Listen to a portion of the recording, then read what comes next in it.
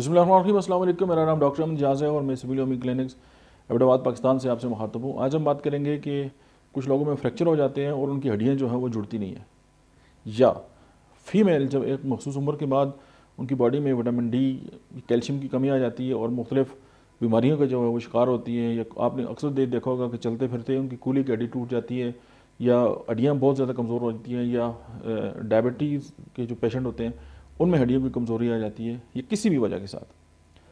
तो होम्योपैथी की मेडिसिन आपको मैं ऐसी बताता हूँ कि वो न सिर्फ हड्डियों को जो है वो जल्दी जोड़ती है, बल्कि हड्डियों के अंदर जो इश्यूज़ आते हैं, जो वीकनेस आती है, उसको भी जो है वो उस पर काबू पा लेती है। और उस मेडिसिन का नाम है समफाइटम।